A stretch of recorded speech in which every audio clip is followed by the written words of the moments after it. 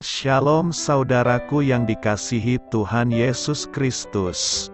Selamat pagi, salam sejahtera untuk kita semuanya. Selamat datang kembali di Renungan Rohani pagi hari ini.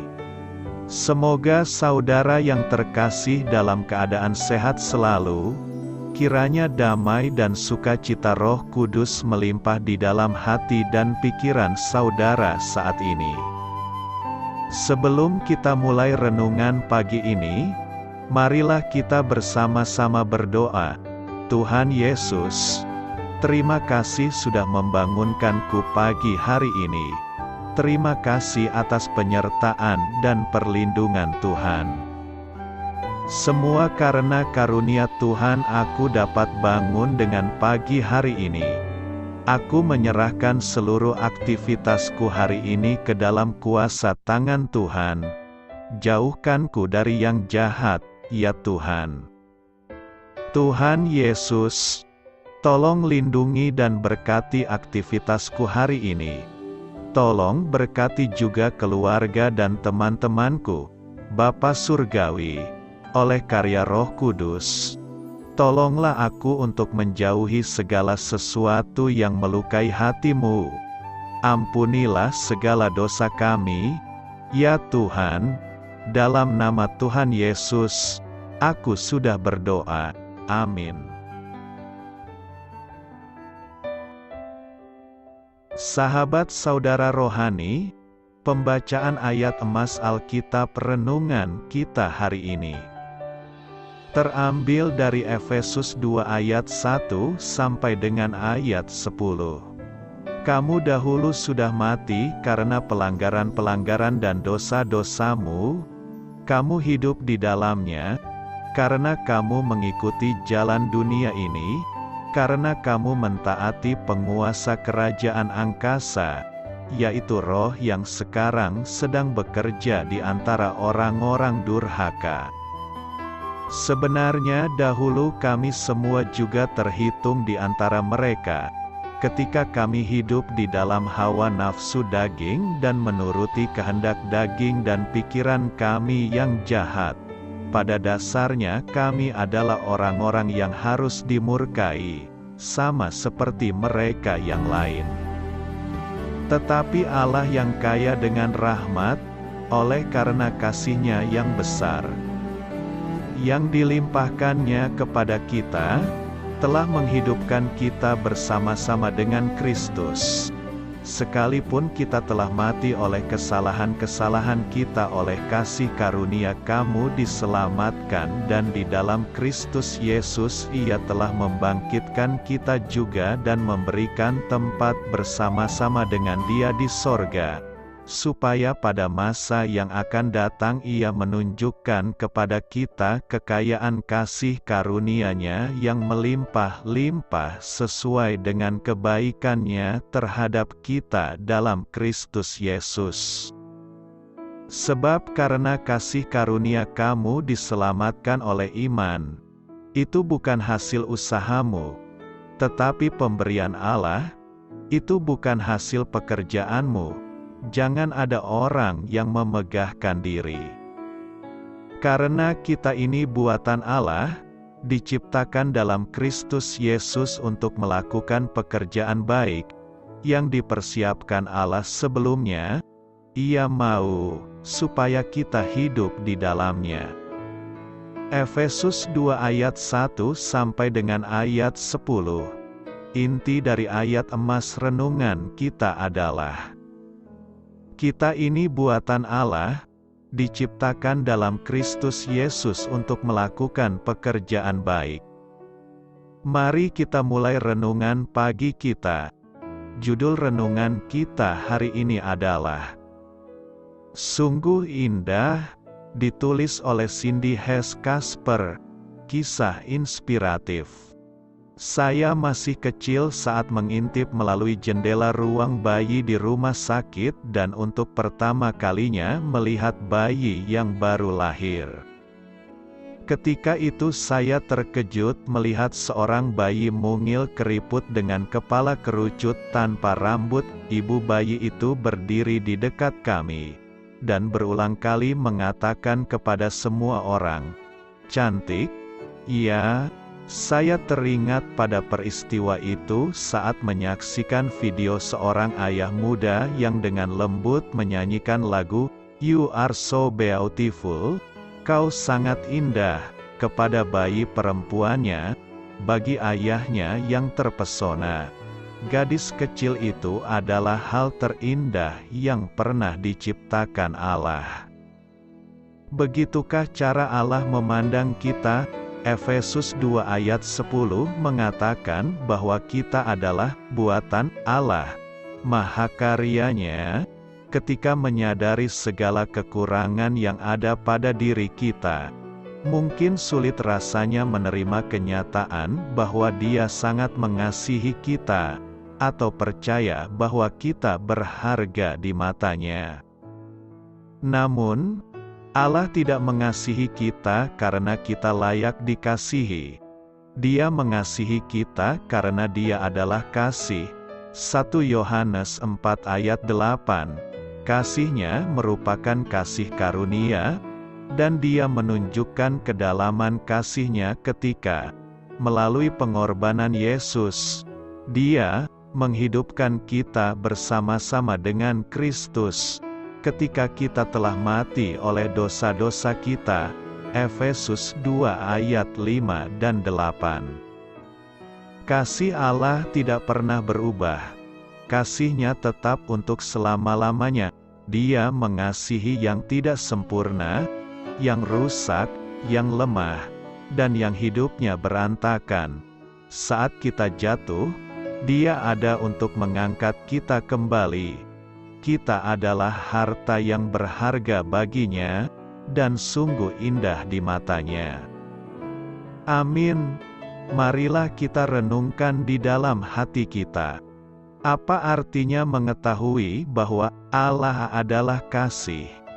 Bagaimana Anda dapat menerima kebenaran tentang kasih Allah yang tidak berkesudahan bagi Anda, saat Anda merasa tak layak menerimanya? Hal ini patut kamu ketahui. Dalam Efesus 1-2, Paulus melukiskan gambaran indah mengenai rencana penyelamatan Allah yang luar biasa. Pembaca awalnya, jemaat Efesus, sudah percaya kepada Yesus, dan telah menerima Roh Kudus, namun, mereka masih berada di awal perjalanan iman mereka dalam mengikut Kristus. Paulus berdoa, supaya ia menjadikan mata hati mereka terang. Menurut pendeta dan penulis Denny Martin Lloyd-Jones dalam buku God's Way of Reconciliation, Paulus rindu agar mereka, dan kita, meyakini kuasa besar Allah bagi semua yang percaya. Kita harus menyadari kuasa Allah yang terwujud nyata di dalam karya keselamatannya. Tidak ada yang lebih penting dari itu. Oleh kasih karunia-Nya, tidak ada yang dapat memisahkan kita dari Dia. Roma 8 ayat 35-39. Sungguh, Allah yang memang sangat kaya dengan kasih setia dan belas kasihan, kemudian menghidupkan kita bersama-sama dengan Kristus, dan kita sudah hidup di dalam Dia, dan Dia di dalam kita. Karenanya, sekalipun dahulu kita telah mati oleh karena segala dosa, pelanggaran dan kesalahan kita, namun kemudian oleh kasih setia dan kasih karunia-Nya, maka kita beroleh hidup dan diselamatkannya dari hukuman dosa. Dia telah mati oleh karena segala dosa dan pelanggaran dan kesalahan kita, tetapi kemudian dihidupkannya bersama dengan Dia, Yesus Kristus, Mesias dan Juru Selamat, Tuhan kita dan semua orang berdosa yang percaya kepadanya. Sudah tentu, kita percaya bahwa semua pribadi di antara kita sudah meyakini, Percayalah dan mengimani bahwa kita dan semua orang percaya adalah buatan Allah, yaitu manusia baru yang diciptakan oleh Allah Bapa.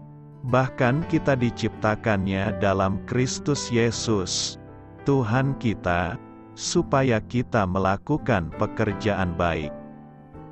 Berbahagialah kita yang mengakui bahwa pada masa yang lalu, kita juga terhitung di antara mereka yang berbuat dosa dan pelanggaran dan kesalahan. Namun kemudian, Allah telah menghidupkan kita dengan penuh belas kasihan bersama-sama dengan Kristus Yesus, Tuhan kita. Karena Dia sudah lebih dahulu bangkit dari antara orang mati pada hari yang ketiga untuk melayani kita dengan kelimpahan kasih setia dan kasih karunia-Nya yang tidak berkesudahan. Berbahagialah kita yang percaya bahwa sejatinya kita telah mati oleh karena segala dosa dan pelanggaran dan kesalahan kita, tetapi kemudian dihidupkannya bersama dengan Dia, Yesus Kristus, Mesias dan Juru Selamat, Tuhan kita dan semua orang berdosa yang percaya kepadanya, karena Dia sudah menyediakan bagi kita upah besar di kerajaan sorga. Berbahagialah kita yang sudah meyakini, percayalah dan mengimani bahwa kita dan semua orang percaya adalah buatan Allah, yaitu manusia baru yang diciptakan oleh Allah Bapa. Bahkan kita diciptakannya dalam Kristus Yesus, Tuhan kita, supaya kita melakukan pekerjaan baik, karena Dia sudah menyediakan bagi kita bagian warisan hidup kekal yang penuh sukcita dan damai sejahtera di sorga. Banyak orang alergi mendengar kata perbuatan atau pekerjaan baik. Bagi mereka kata itu seakan menyiratkan bahwa keselamatan diperoleh bukan karena anugerah melalui iman tetapi karena perbuatan baik. Tentu saja bukan ini maksudnya. Keselamatan diperoleh sebagai anugerah melalui iman, namun, Yakobus menyatakan dengan jelas bahwa, jika iman itu tidak disertai perbuatan, maka iman itu pada hakikatnya adalah mati. Yakobus 2 ayat 17. Keselamatan hanya dapat diperoleh melalui iman. Tetapi, iman itu bukan iman yang sejati apabila tidak ada perbuatan baik yang dinyatakan dalam hidup seseorang yang telah mengakui dirinya orang percaya. Dan Allah bukan hanya ingin agar kita melakukan perbuatan baik, tetapi Ia pun telah mempersiapkan perbuatan-perbuatan baik itu untuk kita lakukan. Allah telah menciptakan kita, membuat kita siap, memampukan kita sepenuhnya untuk melakukan pekerjaan baik yang telah Ia persiapkan untuk kita lakukan. Tetapi, Anda sendiri harus membuat diri Anda tersedia. Anda perlu mempunyai kerinduan untuk hidup di dalamnya. Bila Anda tidak menjadikan diri Anda tersedia bagi Tuhan, maka tidak ada yang akan terjadi. Dalam hal ini, Anda hanya akan menjadi anggota tubuh yang sekalipun berada pada tubuh namun tidak dapat berkomunikasi dengan kepala. Anggota tubuh seperti ini adalah anggota tubuh yang sakit, yang tidak dapat berfungsi dengan baik. Gambaran sebaliknya, gambaran tubuh, anggota tubuh dan kepala yang dipaparkan dalam 1 Korintus 12 adalah gambaran anggota tubuh yang sehat yang segera bereaksi begitu datang perintah dari kepala. Anggota tubuh seperti itu menggambarkan abdi Allah yang terus mengarahkan pandangannya kepada sang kepala demi untuk mengetahui apa yang kepala ingin agar ia lakukan. Lalu ia segera bereaksi sesuai dengan perintahnya tanpa sedikit pun keraguan. Anggota tubuh seperti itu menggambarkan seorang Kristiani yang menjalankan dan melakukan pekerjaan baik yang telah Allah persiapkan untuk ia lakukan, yang menghasilkan buah serta tidak mengizinkan firman Allah yang telah dimilikinya dihimpit oleh kekhawatiran dunia, oleh tipu daya kekayaan dan oleh keinginan-keinginan akan hal lain. Markus 4 ayat 19. Allah ingin agar kita menjadi orang-orang Kristiani seperti itu. Orang-orang Kristiani yang menghasilkan buah dan yang melaluinya Bapa kita dimuliakan. Selamat berkarya untuk Tuhan. Amin.